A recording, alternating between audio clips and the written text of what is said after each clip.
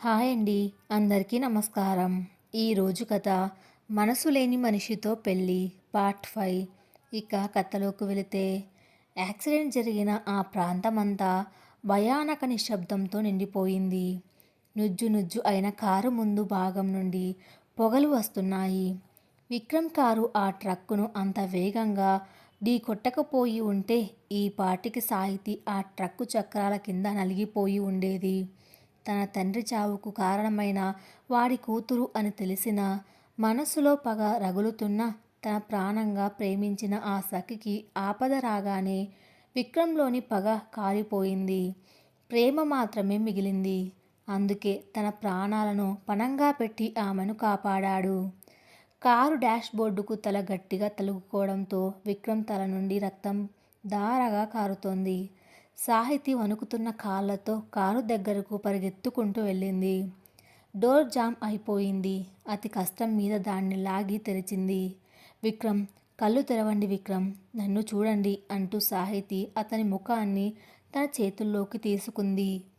విక్రమ్ కళ్ళు సగం తెరిచి ఉన్నాయి. అతని పెదవులు నెమ్మదిగా కదిలాయి. సాహితి, నువ్వు సురక్షితంగా ఉన్నావా అని చాలా నీరసంగా అడిగాడు. ఆ స్థితిలో కూడా అతనికి తన ప్రాణాల కంటే ఆమె భద్రతే ముఖ్యం అనిపించింది. నాకేం కాలేదు విక్రమ్, మీకేం కాదు, ప్లీజ్ కళ్ళు మూయకండి అంటూ సాహితి గుండె వెలిసేలా ఏడుస్తుంది. ఆమె చేతుల నిండా విక్రమ్ రక్తం అంటుకుంది. చుట్టుపక్కల జనం గుమిగూడారు. ఎవరో అంబులెన్స్కి ఫోన్ చేశారు. విక్రమ్ నెమ్మదిగా సాహితి చెయ్యి పట్టుకున్నాడు. నీ తండ్రి చేసిన తప్పుకు నిన్ను శిక్షించడం నా వల్ల కాలేదు సాహితి. నిన్ను నేను చాలా ప్రేమించాను అంటూనే అతని చెయ్యి జారిపోయింది. విక్రమ్ స్పృహ కోల్పోయాడు. సాహితి గుండె ఆగిపోయినంత పనయింది. విక్రమ్, విక్రమ్ అని గట్టిగా అరుస్తూ ఏడ్చింది. 10 నిమిషాల్లో అంబులెన్స్ వచ్చింది. విక్రమ్ను స్ట్రెచ్చర్ మీద ఎక్కించి లోపల పడుకోబెట్టారు. సాహితి కూడా అంబులెన్స్లోకి ఎక్కి అతని చెయ్యి గట్టిగా పట్టుకొని కూర్చుంది. ఆమెకు ఆ క్షణం ప్రపంచం మొత్తం శూన్యంగా అనిపించింది. తన కోసం ఇన్నాళ్ళు ఒక కవచంలా నిలబడిన మనిషి ఇప్పుడు తన కళ్ళ ముందే ప్రాణాపాయ స్థితిలో ఉండడం ఆమెను పిచ్చిదాన్ని చేస్తోంది. నగరంలోని అతిపెద్ద మల్టీ స్పెషాలిటీ ఆసుపత్రి ఎమర్జెన్సీ వార్డులోకి విక్రమ్ను తీసుకువెళ్లారు. డాక్టర్లు హుటాహుటిన చికిత్స ప్రారంభించారు. బయట సాహితి ఒంటరిగా నిలబడి ఉంది. ఆమె చీరంతా విక్రమ్ రక్తంతో తడిసిపోయింది. ఆమె కళ్ళు రెప్పవాల్చకుండా ఆ ఎమర్జెన్సీ వార్డు తలుపుల వైపే చూస్తున్నాయి. అర్ధగంట తర్వాత అన్నపూర్ణమ్మ పరిగెత్తుకుంటూ అక్కడికి వచ్చింది. ఆమె వెంట సెక్యూరిటీ చీఫ్ రామ్ కూడా ఉన్నాడు. సాహితి, ఏమైందే నా కొడుక్కి? ఉదయం నాతో మాట్లాడి వెళ్ళాడు. ఇంతలోనే ఈ ఘోరం ఏంటమ్మా అంటూ అన్నపూర్ణమ్మ కింద పడిపోయి కుమిలి కుమిలి ఏడవడం మొదలుపెట్టింది. సాహితి వెంటనే కిందకు వంగి అన్నపూర్ణమ్మను పట్టుకుంది. ఒకప్పుడు ఇలాంటి పరిస్థితుల్లో భయంతో వణికిపోయే సాహితి ఇప్పుడు తన అత్తగారికి ధైర్యం చెప్పే బాధ్యత తీసుకుంది. అత్తయ్య, విక్రమ్ గారికి ఏమీ కాదు. ఆయన నన్ను ఒంటరిగా వదిలి వెళ్ళరు అని ఆమెను కౌగిలించుకుని తాను కన్నీళ్లు పెట్టుకుంది.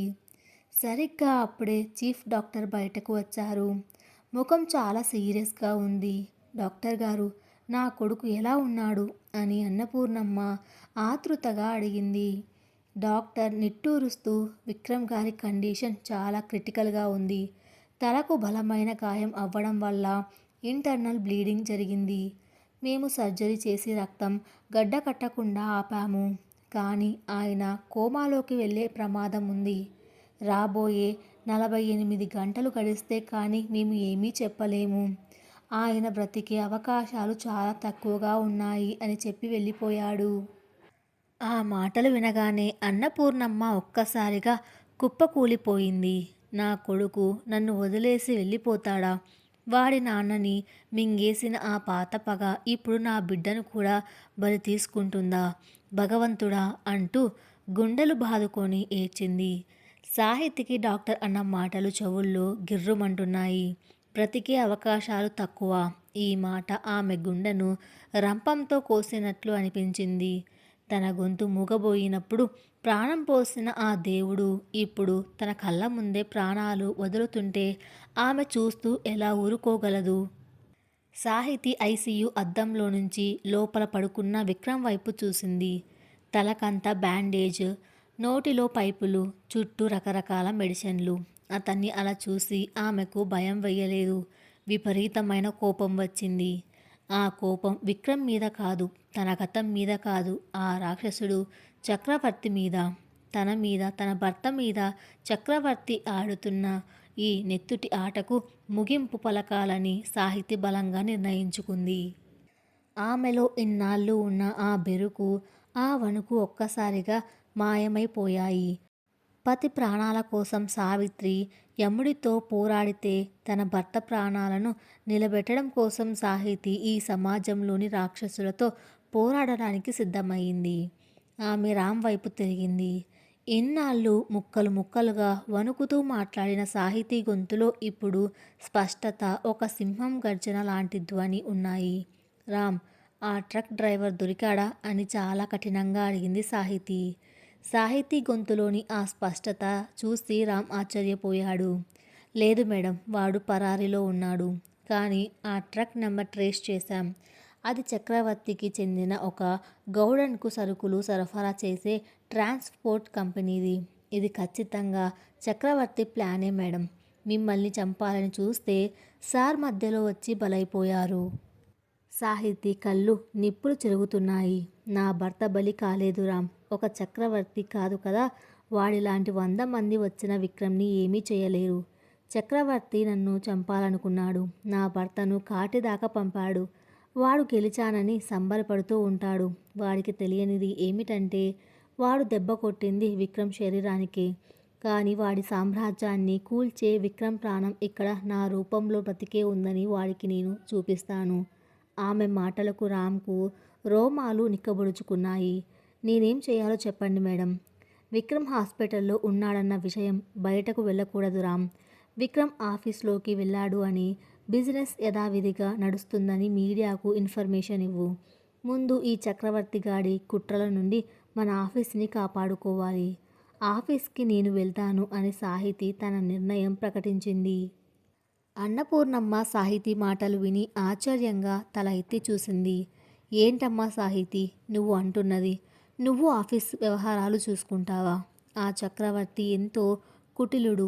పైగా ఈ కంపెనీలో చాలామంది బోర్డ్ ఆఫ్ డైరెక్టర్లు వాడికి అమ్ముడు పోయిన వాళ్ళే. వాళ్ళ మధ్య నువ్వు ఎలా నెగ్గుకు రాగలవు? సాహితి వెళ్ళి అన్నపూర్ణమ్మ కాళ్ళ దగ్గర కూర్చుంది. ఆమె చేతులను తన చేతుల్లోకి తీసుకొని, అత్తయ్య, విక్రమ్ నా జీవితంలోకి రాకముందు నేను ఒక మూగదాన్ని, పిచ్చిదాన్ని. కానీ ఆయన నాకు తన పేరును ఇచ్చాడు, ఆత్మగౌరవాన్ని ఇచ్చాడు, ప్రాణాన్ని ఇచ్చాడు. నా రాతను, నా గీతను మార్చిన నా దేవుడు ఆ ఐసీయూలో ప్రాణాలతో పోరాడుతున్నాడు. ఆయన కట్టుకున్న ఈ సామ్రాజ్యం విక్రమ్కి ప్రాణం లాంటిది. దాన్ని పడగొట్టడానికి ఆ చక్రవర్తి చూస్తున్నాడు. మీరు నన్ను ఆశీర్వదించండి అత్తయ్య.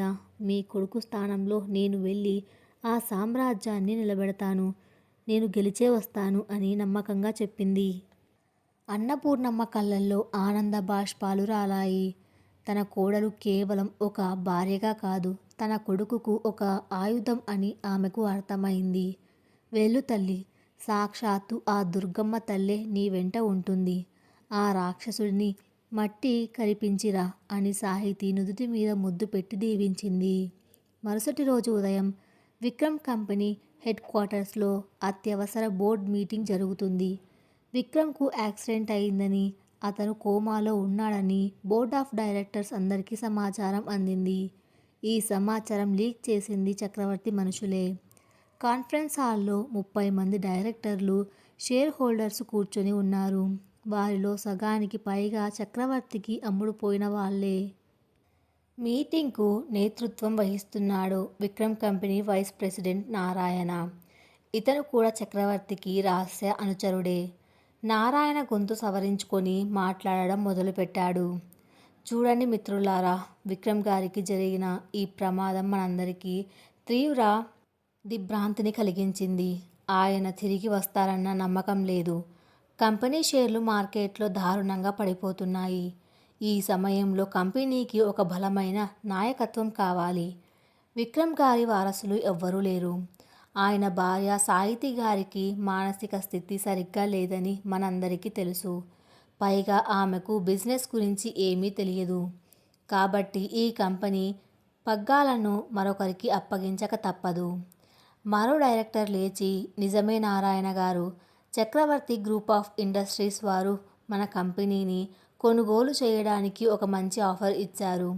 మన షేర్ హోల్డర్ల ప్రయోజనాలను దృష్టిలో ఉంచుకొని మనం ఈ ఆఫర్ని యాక్సెప్ట్ చేసి కంపెనీని చక్రవర్తి గారికి అమ్మేయడమే ఉత్తమం అని ప్రతిపాదించాడు. చక్రవర్తి మనుషులందరూ దీనికి బల్లలు చారుస్తూ మద్దతు పలికారు. విక్రమ్ విధేయులైన కొందరు డైరెక్టర్లు అభ్యంతరం వ్యక్తపరిచినా వారి గొంతు ఎవ్వరికీ వినపడలేదు. సరే, మెజారిటీ డైరెక్టర్లు కంపెనీ అమ్మడానికి అంగీకరించారు కాబట్టి మనం లీగల్గా పేపర్ సిద్ధం చేద్దాం అంటూ నారాయణ ఒక ఫైల్ తీసి సంతకం చేయడానికి పెన్ను చేతిలోకి తీసుకున్నాడు. సరిగ్గా ఆ సమయంలో ఆ కాన్ఫరెన్స్ హాల్ పెద్ద చెక్క తలుపులు రెండు వైపులా బార్లా తెరుచుకున్నాయి. అందరి దృష్టి అటే మళ్ళింది. తలుపుల మధ్యలో లేత బూడిద రంగు ఫార్మల్ చీర కట్టుకొని, చేతిలో విక్రమ్ వాడే బ్రీఫ్ కేస్ పట్టుకొని ఒక మహారాణిలా అడుగుపెట్టింది సాహితి. ఆమె కళ్ళల్లో ఒకప్పటి బెరుకు లేదు. ఇప్పుడు అక్కడ ఒక దగదగలాడే ఆత్మవిశ్వాసం ఉంది. ఆమె నడకలో తడబాటు లేదు. ఒక యోధురాలి స్థిరత్వం ఉంది. ఆమె వెనక సెక్యూరిటీ చీఫ్ రామ్తో పాటు మరికొందరు గార్డ్స్ నిలబడి ఉన్నారు. బోర్డ్ మెంబర్స్ అందరూ సాహితిని చూసి షాక్ అయ్యారు. ఈమె పిచ్చిది కదా, ఇక్కడికి ఎందుకు వచ్చింది అని అందరూ గుసగుసలాడడం మొదలుపెట్టారు. సాహితి నెమ్మదిగా నడుచుకుంటూ నేరుగా హెడ్ ఆఫీస్ది టేబుల్, విక్రమ్ కూర్చునే కుర్చీ దగ్గరకు వెళ్ళింది. నారాయణ ఆమెను ఆపే ప్రయత్నం చేశాడు. ఎక్స్క్యూజ్ మీ మేడం, ఇది బోర్డ్ మీటింగ్, మీకు ఇక్కడ ప్రవేశం లేదు. పైగా ఇది మీ స్థానం కాదు అన్నాడు కోపంగా. సాహితి చేతిలో ఉన్న బ్రీఫ్ కేస్ని టేబుల్ మీద పెట్టింది. నారాయణ కళ్ళలోకి సూటిగా చూస్తూ, నా భర్త స్థానంలో నేను కూర్చోవడానికి నాకు మీ పర్మిషన్ అక్కర్లేదు నారాయణ గారు. నేను విక్రమ్ అర్ధాగిని, ఆయన సామ్రాజ్యానికి ఏకైక వారసురాలిని. గెటప్ అని కమాండింగ్గా చెప్పింది. ఆమె గొంతులోని అధికారాన్ని చూసి నారాయణకు నోట మాట రాలేదు. వెనక్కి తప్పుకున్నాడు. సాహితి ఆ కుర్చీలో అత్యంత హుందాగా కూర్చుంది. మేడం గారు, మీరు విక్రమ్ గారి భార్య కావచ్చు, కానీ మీకు బిజినెస్ వ్యవహారాలు తెలియవు. పైగా మీ మానసిక స్థితి బాలేదని, మీరు ఒకప్పుడు మెంటల్ హాస్పిటల్లో ట్రీట్మెంట్ తీసుకున్నారని మీడియాలో వార్తలు వస్తున్నాయి. అలాంటి వ్యక్తి చేతుల్లో వేల కోట్ల కంపెనీని మేము పెట్టలేము అని మరొక డైరెక్టర్ అరిచాడు. సాహితీ పెదాలపై ఒక సన్నని నవ్వు మెరిసింది. ఆమె బ్రీఫ్ కేస్ తెరిచి కొన్ని ఫైల్స్ బయటకు తీసింది. నా మానసిక స్థితి బాలేదు అని సర్టిఫై చేయడానికి మీరేమైనా డాక్టర్లా, లేక నేను మీకు ఏమైనా ట్రీట్మెంట్కు సంబంధించిన ఫైల్స్ సబ్మిట్ చేశానా? నా గతం నా వ్యక్తిగతం, కానీ వర్తమానంలో నా భర్త స్థానాన్ని నేను తీసుకోవడానికి చట్టపరంగా నాకు పూర్తి హక్కులు ఉన్నాయి. ఇదిగో చూడండి, పవర్ ఆఫ్ అటార్నీ అంటూ ఒక లీగల్ డాక్యుమెంట్ను అందరి ముందు విసిరింది. నా పెళ్లికి ముందు నా భర్త ఆస్తిలో నాకు చిల్లి గవ్వ కూడా వద్దని నేను రాసిచ్చిన డాక్యుమెంట్ చూసి మీరు ఎలా ఆశ్చర్యపోయారు? నా భర్త నా మీద ఉన్న పూర్తి నమ్మకంతో తన కంపెనీని వ్యవహారాలన్నీ చూసుకుని సర్వ హక్కులు నాకు బదిలీ చేస్తూ వారం క్రితం రాసిచ్చిన ఈ పవర్ ఆఫ్ అటార్నీ చూసి కూడా మీరు అంతే ఆశ్చర్యపోవాలి.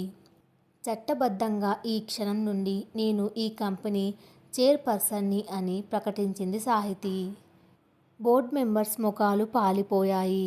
నారాయణ గొంతు సవరించుకొని, కానీ మేడం, మెజారిటీ డైరెక్టర్లు కంపెనీని చక్రవర్తి గారికి అమ్మేయాలని నిర్ణయించారు. మీరు దీన్ని ఆపలేరు అన్నాడు. సాహితి నవ్వింది. ఆ నవ్వులో విక్రమ్ లాంటి అహంకారం, ఒక గెలుపు ధీమా ఉన్నాయి.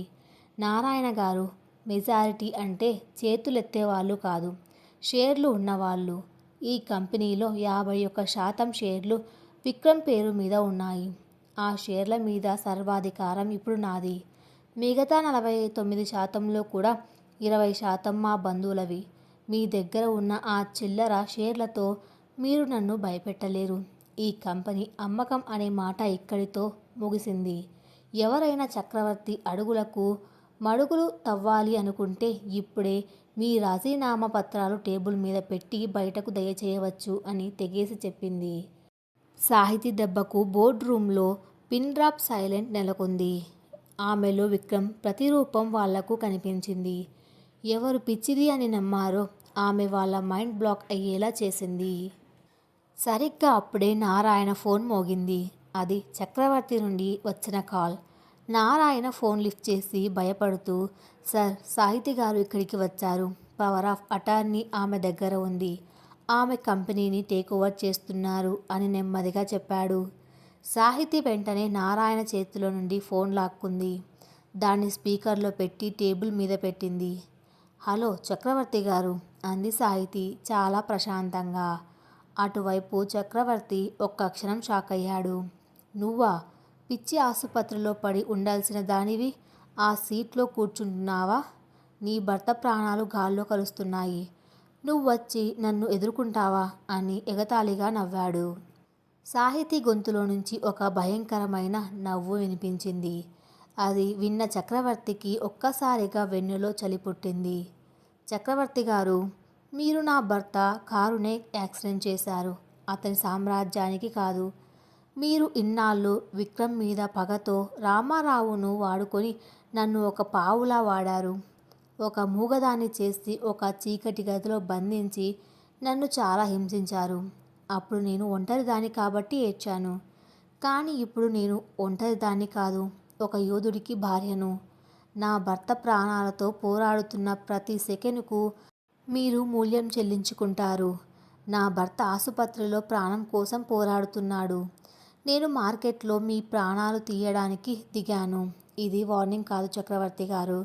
ఇది ఒక ఆడపులి రణనినాదం. నా భర్త కళ్ళు తెరిచేలోపు మీ సామ్రాజ్యాన్ని మట్టిలో కలిపేయకపోతే నా పేరు సాహితీ కాదు అని ఫోన్ కట్ చేసి టేబుల్ మీద విసిరేసింది సాహితీ. బోర్డ్ రూమ్లో అందరూ ప్రాణాలు గుప్పెట్లో పెట్టుకొని ఆమె వైపే చూస్తున్నారు. సాహితీ లేచి నిలబడి, రామ్, మన కంపెనీ నుండి చక్రవర్తికి వెళ్తున్న ప్రతి కాంట్రాక్ట్ని వెంటనే క్యాన్సిల్ చెయ్యి. లీగల్ టీంను పిలిపించు. రేపటి నుండి చక్రవర్తి గ్రూప్ అక్రమాల మీద మనం అటాక్ చేయబోతున్నాము. ఎవరికైనా అభ్యంతరాలు ఉంటే వాళ్ళ అడ్రస్ రేపటి నుండి బోర్డ్ రూమ్ కాదు, సెంట్రల్ జైలు అని హెచ్చరించి తన బ్రీఫ్ కేస్ తీసుకొని బయటకు నడిచింది. ఒక అమాయకపు నవలల రచయిత్రి, ఒకప్పుడు తన గీటు దాటి బయటకు రాని పిరికిది, ఈరోజు 100 కోట్లు టర్నోవర్ ఉన్న ఒక వ్యాపార సామ్రాజ్యానికి మహారాణిలా మారి దేశంలోని అతిపెద్ద బిజినెస్ మార్కెట్కే సవాలు విసిరింది.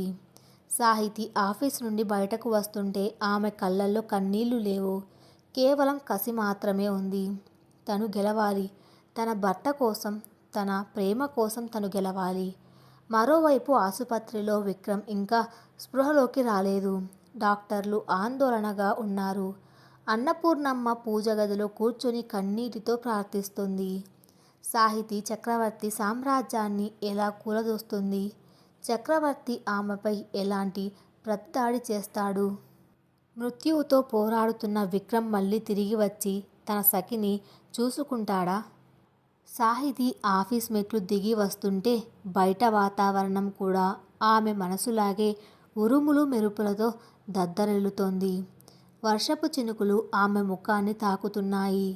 ఇందాకటి వరకు బోర్డ్ రూమ్లో ఒక సింహంలా గర్జించిన సాహితీ కారులో కూర్చోగానే ఒక్కసారిగా కళ్ళు మూసుకుని సీటుకు ఆనుకుంది. ఆమె గుండె వేగంగా కొట్టుకుంటుంది. జీవితంలో ఎప్పుడూ ఒకరి మీద గొంతు ఎత్తి మాట్లాడని తను ఈరోజు 100 కోట్ల సామ్రాజ్యానికి అధిపతిగా ఒక రాక్షసుడికి సవాల్ విసిరింది. ఇదంతా ఎలా చేయగలిగింది? కేవలం విక్రమ్ మీద ఉన్న అంతులేని ప్రేమ ఆమెకు ఈ ఆయుధాన్ని ఇచ్చింది. మేడం, ఇప్పుడు ఎక్కడికి వెళ్ళాలి? హాస్పిటల్కా లేక ఇంటికా అని డ్రైవర్ నెమ్మదిగా అడిగాడు. సాహితీ కళ్ళు తెరిచింది. హాస్పిటల్కి పద అని చెప్పి పక్కనే ఉన్న సెక్యూరిటీ చీఫ్ రామ్ వైపు తిరిగింది. రామ్, మన లీగల్ హెడ్, ఫైనాన్స్ హెడ్కి ఇన్ఫార్మ్ చెయ్యి. గంటలో వాళ్ళు హాస్పిటల్ దగ్గరున్న గెస్ట్ హౌస్కి రావాలి. చక్రవర్తి సామ్రాజ్యం తాలూకు ప్రతి రికార్డ్ నా ముందు ఉండాలి అని కఠినంగా ఆదేశించింది. రామ్ తల ఊపాడు. సాహితీలో కనిపిస్తున్న ఈ కొత్త కోణం అతనికి ఆశ్చర్యాన్ని, అదే సమయంలో విక్రమ్ లేడన్న లోటును భర్తీ చేస్తున్న ధైర్యాన్ని ఇస్తోంది. కారు హాస్పిటల్కి చేరుకుంది. సాహితి నేరుగా ఐసీయూ వైపు నడిచింది. బయట అన్నపూర్ణమ్మ కళ్ళు వాచిపోయి ఒక కుర్చీలో దీనంగా కూర్చొని ఉంది. చేతిలో జపమాల తిరుగుతోంది. సాహితిని చూడగానే అన్నపూర్ణమ్మ లేచి నిలబడింది. సాహితి వెళ్ళి అత్తగారిని హత్తుకుంది. అత్తయ్య, మీరు ఇంటికి వెళ్ళి కాస్త విశ్రాంతి తీసుకోండి, నేను చూసుకుంటాను కదా అంది బరువెక్కిన గొంతుతో. నా కొడుకు మృత్యువుతో పోరాడుతుంటే నాకు నిద్ర ఎలా పడుతుంది తల్లి? ఇంతకీ ఆఫీస్లో ఏమైంది? ఆ రాక్షసులు మన కంపెనీని ఏం చేయాలని చూశారు అని అడిగింది ఆందోళనగా. సాహితి ఆమె చేతులు పట్టుకొని, మీరు భయపడకండి అత్తయ్య, విక్రమ్ సామ్రాజ్యాన్ని ఎవరూ తాకలేరు. బోర్డ్ ఆఫ్ డైరెక్టర్స్ అందరికీ గట్టి వార్నింగ్ ఇచ్చాను. ఆ చక్రవర్తికి కూడా మనమేంటో రుచి చూపించబోతున్నాను. మీరు ధైర్యంగా ఉండండి అని చెప్పింది. సాహితి డాక్టర్ పర్మిషన్ తీసుకొని ఐసీయూ లోపలికి వెళ్ళింది. పచ్చని గౌను వేసుకొని తలదాకా ముసుగు వేసుకొని లోపలికి అడుగుపెట్టింది సాహితి. చుట్టూ మిషన్ల శబ్దాలు తప్ప మరేమీ వినిపించడం లేదు. మధ్యలో ఒక బెడ్ మీద విక్రమ్ అచేతనంగా పడుకొని ఉన్నాడు. తలకంతా కట్లు, నోటికి వెంటిలేటర్ పైపులు, చేతులకు ఐవీ లైన్స్. అతన్ని అలా చూడగానే సాహితి గుండె ముక్కలైపోయింది. ఆఫీస్లో చూపించిన ధైర్యం మొత్తం కరిగిపోయి కళ్ళల్లో నుంచి నీళ్లు ధారగా కారాయి. ఆమె నెమ్మదిగా వెళ్ళి విక్రమ్ పక్కన కూర్చుంది. అతని చల్లని చేతిని తన చేతుల్లోకి తీసుకొని తన బుగ్గకు ఆనించుకుంది. విక్రమ్, మీ సాహితిని కళ్ళు తెరవండి. మీరు లేకుండా నేను ఎంత ధైర్యంగా పోరాడినా లోపల నా ప్రాణం భయంతో వణికిపోతూనే ఉంది.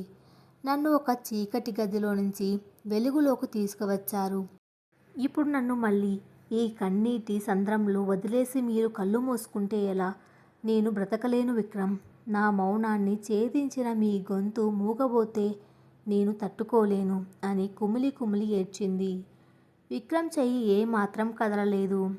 అతని శ్వాస కేవలం ఆ మిషన్ల దయ మీదే నడుస్తోంది. సాహితి తన కళ్ళను తుడుచుకుంది.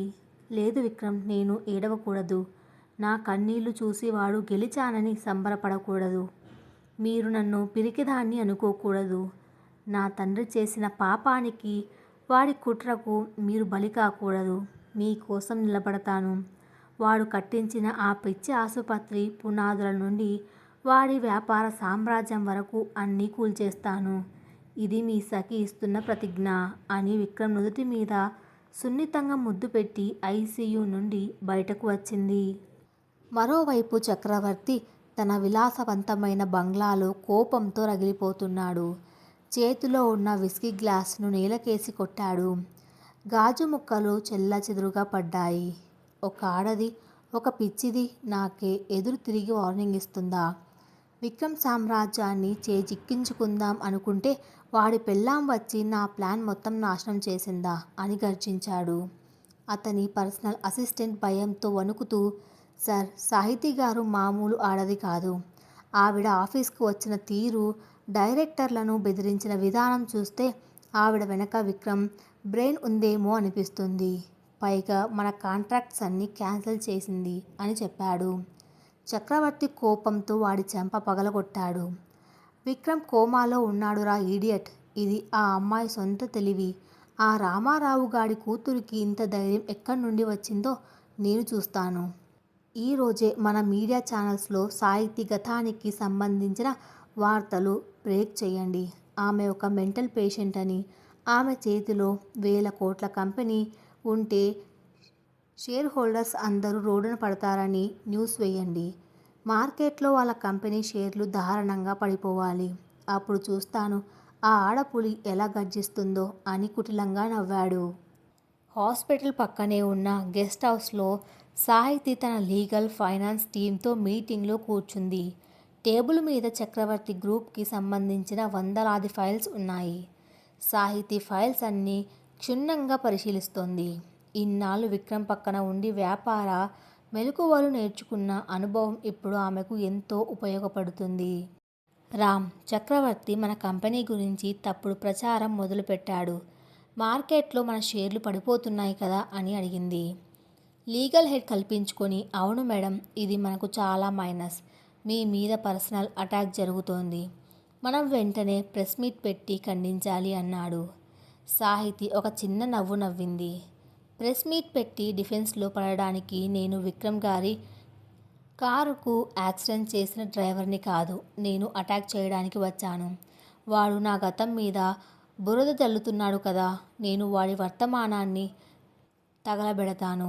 అందరూ ఆశ్చర్యంగా ఆమె వైపు చూశారు. సాహితి ఒక ఫైల్ బయటకు తీసింది. మన ఇన్వెస్టిగేషన్ టీం తెచ్చిన రిపోర్ట్ ఇది. 2 ఏళ్ల క్రితం చక్రవర్తి నా తండ్రి రామారావుకు 2 కోట్లు ఇచ్చి నన్ను ఆ సంజీవని అసైలంలో బంధించాడు. కానీ ఆ డబ్బు చక్రవర్తి డైరెక్ట్గా తన అకౌంట్ నుండి ఇవ్వలేదు.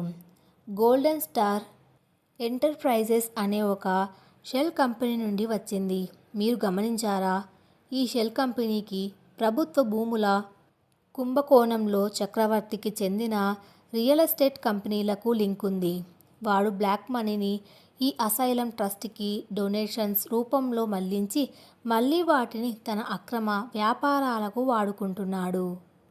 ఫైనాన్స్ హెడ్ ఆ రిపోర్ట్ చూసి షాక్ అయ్యాడు. మై గాడ్ మేడం, ఇది చాలా పెద్ద మనీ లాండరింగ్ స్కామ్. ఈ ఆధారాలు ఎలా సంపాదించారు? వాడు ఒక మనిషి జీవితంతో ఆడుకున్నాడు. ఆ మనిషి ప్రాణాలతో బయటపడినప్పుడు ఆ ఆసుపత్రిలోని ప్రతి చీకటి రహస్యాన్ని తనతో పాటే బయటకు తెచ్చిందని వాడికి తెలియదు అంది సాహితి. ఆసుపత్రిలో ఉన్నప్పుడు ఒక నర్స్ ద్వారా సాహితికి అప్పట్లో ఈ ట్రస్ట్ అక్రమాల గురించి కొన్ని విషయాలు తెలిసాయి. ఆ చిన్న దారాన్ని పట్టుకొని ఇప్పుడు ఈ భారీ కుంభకోణాన్ని బయటకు లాగింది. కానీ మేడం, ఈ ఆధారాలు మనం డైరెక్ట్గా పోలీసులకు ఇస్తే వాడు తన రాజకీయ పలుకుబడితో ఈజీగా బయటపడతాడు. మీడియా వాడి గుప్పట్లో ఉంది అన్నాడు రామ్.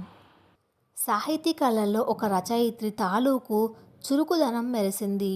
రాజకీయ నాయకులను, పోలీసులను వాడు కొనేయగలడు, కానీ ప్రజల భావోద్వేగాలను కొనలేడు రామ్. అందుకే ఈ నిజాన్ని ఒక రిపోర్ట్లా కాదు, ఒక అక్షర బాణంలా ప్రజల్లోకి వదులుతాను.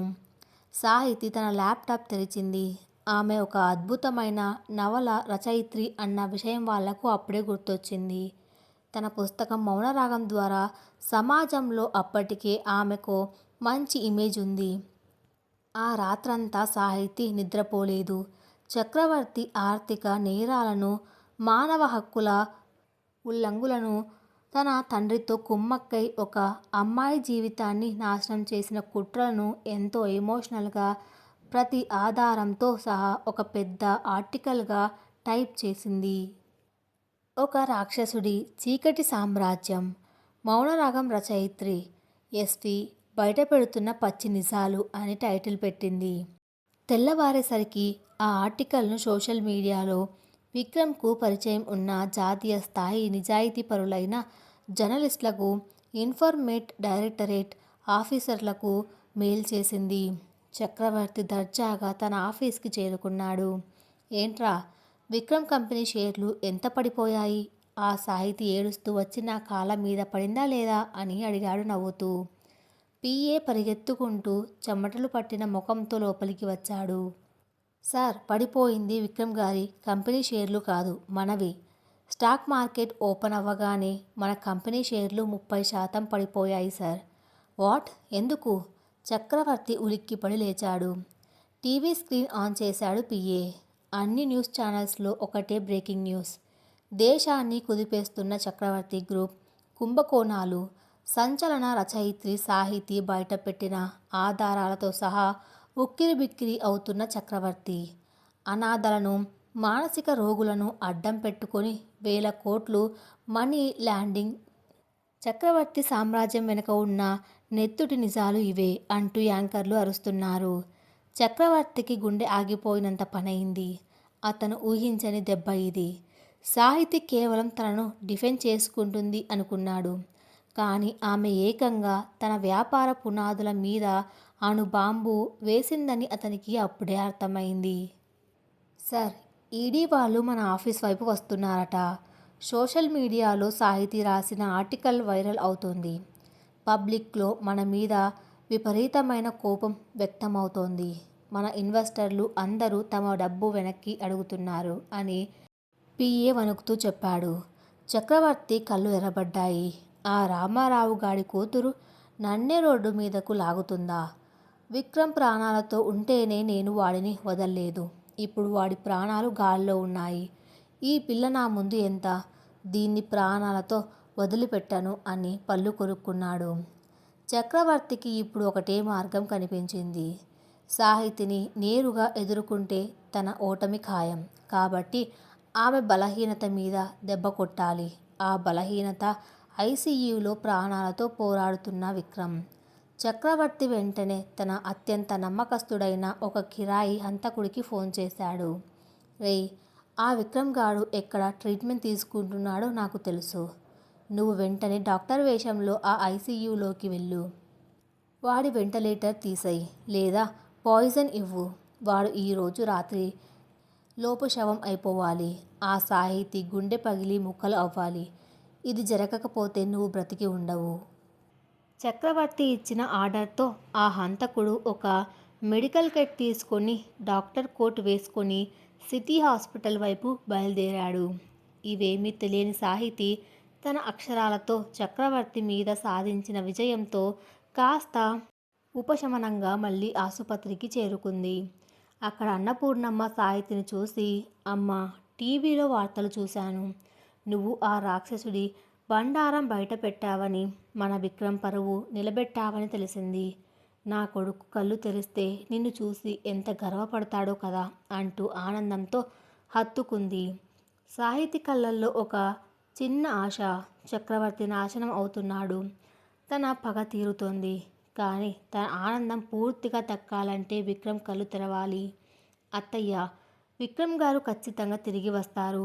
ఆయనకు నా మీద ఉన్న ప్రేమ ఆయనకు ప్రాణం పోస్తుంది అని సాహితి నమ్మకంగా చెప్పింది.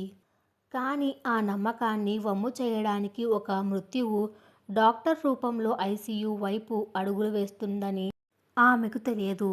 సెక్యూరిటీని దాటుకొని ఆ కిరాయి హంతకుడు లోపలికి ప్రవేశించాడు.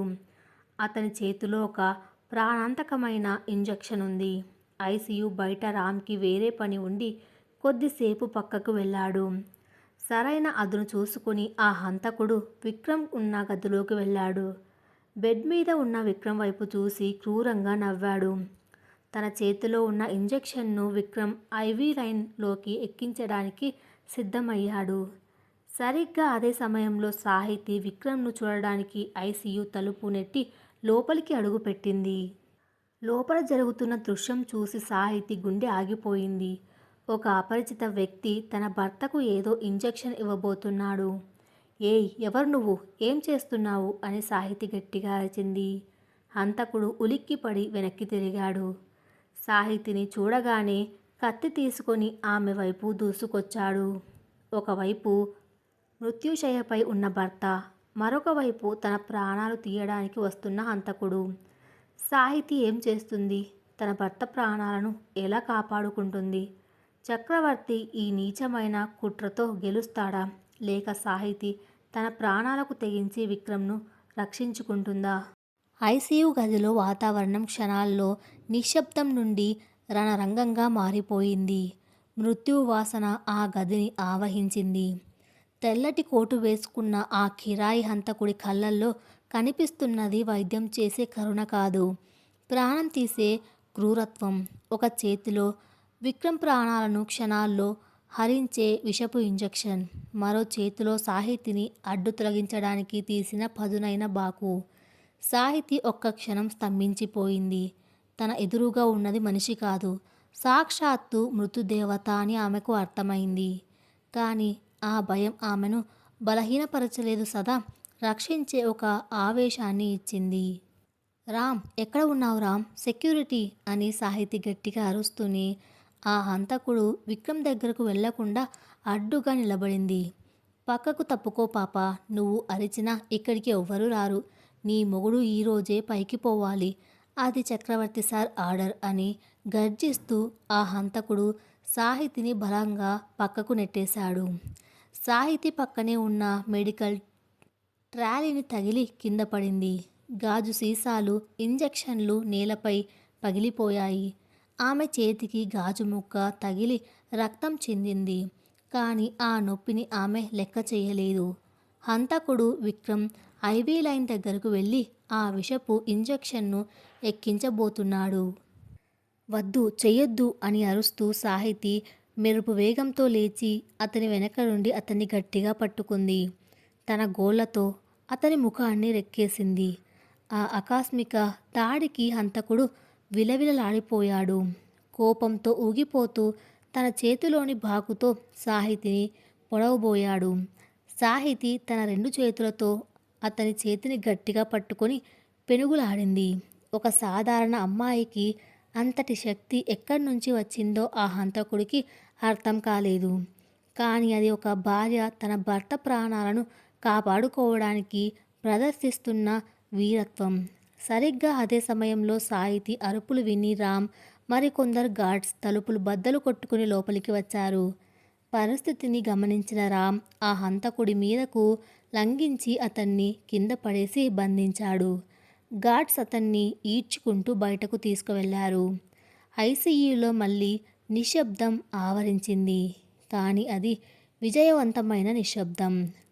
సాహితి వణుకుతూ విక్రమ్ బెడ్ దగ్గరకు కూలబడింది. ఆమె చేతి నుండి రక్తం కారుతూ విక్రమ్ పడుకున్న తెల్లటి దుప్పటి మీద పడింది. తన రక్తం అతని శరీరానికి తగలగానే అద్భుతం జరిగినట్టు విక్రమ్ వేళ్లలో కదలిక వచ్చింది. హార్ట్ రేట్ మానిటర్ శబ్దం ఒక్కసారిగా వేగవంతమైంది. మిషన్లు బీప్ బీప్ అని వేగంగా మోగడం మొదలుపెట్టాయి. సాహితి భయంతో డాక్టర్లను పిలిచింది. డాక్టర్లు పరిగెత్తుకుంటూ వచ్చి ఆమెను బయటకు పంపి అత్యవసర చికిత్స ప్రారంభించారు. గది బయట సాహితి ప్రాణాలను అరచేతిలో పెట్టుకొని నిలబడింది. అన్నపూర్ణమ్మ పూజ గదిలో వెలిగించిన అఖండ దీపంలా సాహితి ఇక్కడ నిలబడింది. గంట తర్వాత డాక్టర్ బయటకు వచ్చారు. ఈసారి ఆయన ముఖంలో చిరునవ్వు ఉంది. మేడం, ఇదొక మిరాకిల్. పేషెంట్ కోమాలోకి వెళ్ళే స్టేజ్ నుండి బయటకు వచ్చారు. ఆయన స్పృహలోకి వస్తున్నారు. ఆయనకు ఆ ఇంజెక్షన్ తగిలి ఉంటే మేము కాపాడుకోలేకపోయేవాళ్ళం. మీరు సకాలంలో స్పందించడం వల్లే విక్రమ్ గారు ప్రాణాలతో బయటపడ్డారు అని డాక్టర్ చెప్పగానే సాహితి కళ్ళల్లో నుంచి సంతోషంతో నీళ్లు కారాయి. అన్నపూర్ణమ్మ ఆ మాట వినగానే సాహితిని గట్టిగా హత్తుకుంది. చూసావా సాహితి, నా కొడుకు ప్రాణాలను నువ్వు మృత్యువు నోటి నుండి లాక్కొచ్చావు. నువ్వు ఈ ఇంటి కోడలివి కాదు తల్లి, మా ఇంటిని కాపాడే దేవతవు అని ఏడ్చింది. వైద్యులు విక్రమ్ ముఖానికి ఉన్న వెంటిలేటర్ మాస్క్ తీసేశారు. అతను నెమ్మదిగా కళ్ళు తెరిచాడు. కిటికీలో నుంచి లోపలికి వస్తున్న సాయంత్రం సూర్యకిరణాలు అతని ముఖాన్ని తాకుతున్నాయి. అతని చూపు మెల్లగా గది అంతా తిరుగుతూ తలుపు దగ్గర కన్నీళ్లతో నిలబడి ఉన్న సాహితి దగ్గర ఆగింది. సాహితి నెమ్మదిగా అతని దగ్గరకు వెళ్ళింది. విక్రమ్ ముఖం పాలిపోయి ఉన్న సాహితిని చూడగానే అతని కళ్ళల్లో ఒక అంతులేని ప్రేమ మెరిసింది. సాహితి అతని చేతిని పట్టుకోబోయి తన చేతికి ఉన్న బ్యాండేజ్ను దాచాలని చూసింది. కానీ విక్రమ్ అది గమనించాడు. అతను మాట్లాడడానికి ప్రయత్నించాడు. కానీ గొంతు పెగల్లేదు. తన చూపులతోనే ఏమైంది అని అడిగాడు. సాహితి అతని నుదుటి మీద చెయ్యి వేసి, మీకేం కాలేదు విక్రమ్, నేను ఉన్నాను కదా అంది. ఆమె గొంతులో వణుకు ఉన్న ఒక గెలుపు తాలూకు ధీమా ఉంది. విక్రమ్ ఆమె చేతిని గట్టిగా పట్టుకున్నాడు. గతం గురించి, తన తండ్రి చావు గురించి తన మనసులో ఉన్న పగ అంతా ఆ క్షణం నీరుగారిపోయింది. తన ప్రాణాలను కాపాడడానికి సాహితి ఎంతటి సాహసం చేసిందో రామ్ ద్వారా అతనికి తెలిసింది. ప్రేమ ముందు పగ ఎంత చిన్నదో అతనికి అర్థమైంది. మరొక వైపు చక్రవర్తి చేసిన హత్యాయత్నం విఫలమైందని తెలియగానే రామారావులో భయం మొదలయ్యింది. జైల్లో ఉన్న రామారావుకు చక్రవర్తి తనను కూడా వదిలిపెట్టడని అర్థమైంది. ఒకప్పుడు డబ్బు కోసం కూతురుని అమ్మేసిన ఆ తండ్రిలో ఇప్పుడు ప్రాణభయం వల్ల పాపం తాలూకు పశ్చాత్తాపం కలిగింది. రామారావు తన లాయర్ ద్వారా ఒక వాంగ్మూలం ఇచ్చాడు. చక్రవర్తి తనను ఎలా లోబరుచుకున్నాడో, విక్రమ్ తండ్రిని ఎలా మోసం చేశాడో, సాహితికి పిచ్చి ఆసుపత్రిలో బంధించడానికి ఎంత డబ్బు ఇచ్చాడో ప్రతిదీ రాతపూర్వకంగా పోలీసులకు అందజేశాడు. ఈ వార్త మీడియాలో కార్చిచ్చులా వ్యాపించింది. ఇప్పటికే సాహితీ రాసిన ఆర్టికల్తో బజారున పడ్డ చక్రవర్తి పరువు ఇప్పుడు రామారావు సాక్ష్యంతో పూర్తిగా మట్టిలో కలిసిపోయింది. పోలీసులు చక్రవర్తి బంగ్లాను చుట్టుముట్టారు. సాహితీ హాస్పిటల్ బెడ్ పక్కన కూర్చొని విక్రమ్కి మెల్లగా పండ్లు తినిపిస్తుంది. విక్రమ్ ఇప్పుడు కాస్త మేలుకున్నాడు. సాహితీ, నువ్వు ఇంతటి ధైర్యవంతురాలివి అని నేనెప్పుడూ అనుకోలేదు. ఒకప్పుడు నా వెనక దాక్కున్న చిన్న పిల్లవి. ఈరోజు నా సామ్రాజ్యాన్ని, నా ప్రాణాన్ని కాపాడే స్థాయికి ఎదిగావు. నాకు గర్వంగా ఉంది అన్నాడు విక్రమ్ నెమ్మదిగా. సాహితీ నవ్వింది. ప్రేమ ఎవరినైనా దేనినైనా చేయించేలా చేస్తుంది విక్రమ్. కానీ ఇంకా పని పూర్తి కాలేదు. చక్రవర్తి జైలుకు వెళ్ళడమే కాదు, వాడు కట్టిన ఆ నరకం సంజీవని అసైలం మూతపడాలి. అక్కడ నాలాంటి ఎందరో అమాయకులు హింసకు గురవుతున్నారు. వాళ్లకు స్వేచ్ఛ కావాలి అని ఆమె కళ్ళల్లో నిశ్చయాన్ని ప్రదర్శించింది. విక్రమ్ ఆమె వైపు గర్వంగా చూశాడు. నువ్వు వెళ్ళు సాహితీ, ఈ యుద్ధాన్ని నువ్వే పూర్తి చెయ్యి. నేను ఇక్కడ నీ కోసం వేచి ఉంటాను అని ఆమెకు తన ఆశీర్వాదం ఇచ్చాడు. సాహితీ రామ్ని పిలిచింది. రామ్, ఇప్పుడే ఆ సంజీవని అసైలంకి పద. అక్కడ ఉన్న రికార్డ్స్ అన్నీ స్వాధీనం చేసుకోవాలి. చక్రవర్తి అక్కడికి వెళ్ళి సాక్ష్యాలను తగలబెట్టే అవకాశం ఉంది. త్వరగా. సాహితీ మరియు రామ్ ఫోర్స్తో అక్కడికి బయలుదేరారు. 2 ఏళ్ల తర్వాత సాహితీ మళ్ళీ ఆ ఆసుపత్రి గేటు ముందు నిలబడింది. ఒకప్పుడు తను ఇక్కడికి భయంతో మూగబోయిన గొంతుతో వచ్చింది. కానీ ఈరోజు ఒక యోధురాలిలా, ఒక సామ్రాజ్ఞిలా వచ్చింది. ఆసుపత్రి మేనేజ్మెంట్ భయంతో వణికిపోతుంది. సాహితీ నేరుగా అప్పట్లో తను ఉన్న వార్డ్ నెంబర్ 4 వైపు నడిచింది. అక్కడ ఉన్న నర్సులు, డాక్టర్లు ఆమెను చూసి తలదించుకున్నారు. తెరవండి, ఈ తలుపులు తెరవండి అని సాహితీ ఆజ్ఞాపించింది. ప్రతి గదిలోనూ బంధించబడి ఉన్న రోగులకు విముక్తి కలిగించింది. వారి కళ్ళల్లో కనిపిస్తున్న ఆనందం చూసి సాహితీకి ప్రాణం లేచి వచ్చినట్టు అనిపించింది. చివరిగా సాహితీ తన పాత గదిలోకి వెళ్ళింది. అక్కడ గోడల మీద తను అప్పట్లో గోళ్లతో గీసిన అక్షరాలు ఇంకా ఉన్నాయి. మౌనం చావు కాదు, అది ఒక యుద్ధానికి సిద్ధం కావడమే అని తాను రాసిన మాటలను చూసి ఆమె కళ్ళల్లో నీళ్లు తిరిగాయి. సరిగ్గా అప్పుడే ఆసుపత్రి వెనక ద్వారం నుండి చక్రవర్తి తన అనుచరులతో లోపలికి ప్రవేశించాడు. అతని చేతిలో పెట్రోల్ క్యాన్ ఉంది. సాక్ష్యాలన్నీ తగలబెట్టాలన్నదే అతని తాపత్రయం. చక్రవర్తి అని సాహితీ గట్టిగా పిలిచింది. చక్రవర్తి ఉలిక్కిపడి వెనక్కి తిరిగాడు. అతని ముఖం చింద్రమైపోయి ఉంది. ఎక్కడికి కూడా వచ్చావా? నిన్ను ఈ గదిలోనే కాల్చి చంపేస్తాను అని పెట్రోల్ పోయబోయాడు. కానీ సాహితీ భయపడలేదు. నువ్వు తగలబెట్టాల్సింది ఈ గదులను కాదు చక్రవర్తి, నీ లోపల ఉన్న పాపాన్ని. పోలీసులు చుట్టుముట్టారు. నీ ఆట ముగిసింది. నువ్వు నన్ను ఇక్కడే బంధించావు. కానీ ఈరోజే ఈ స్థలం నీ పాలిట శ్మశానం కాబోతుంది అని సాహితీ గంభీరంగా అంది. సెక్యూరిటీ ఫోర్స్ లోపలికి వచ్చి చక్రవర్తిని చుట్టుముట్టారు. ఎస్పీ చక్రవర్తికి బేడీలు వేశారు. చక్రవర్తి గారు, హత్యాయత్నం, మనీ లాండరింగ్, కిడ్నాప్ కేసుల్లో మీరు అరెస్ట్ అవుతున్నారు అని అతన్ని ఈడ్చుకుంటూ వెళ్లారు. విక్రమ్ పూర్తిగా కోలుకొని ఇంటికి వచ్చాడు. కంపెనీ షేర్లు మళ్ళీ ఆకాశాన్ని తాకుతున్నాయి. సాహితీ రాసిన నవల మౌనరాగం జాతీయ స్థాయిలో అవార్డుకు ఎంపికయింది. సంజీవని అసైలంని సాహితీ ఒక ఉచిత పునరావాస కేంద్రంగా మార్చేసింది. ఆ భవనం ఇప్పుడు భయాన్ని కాదు, ఆశను ఇస్తోంది. సాయంత్రం వేళ విక్రమ్ మరియు సాహితీ తమ ఇంటి బాల్కనీలో కూర్చొని వెన్నెలను చూస్తున్నారు.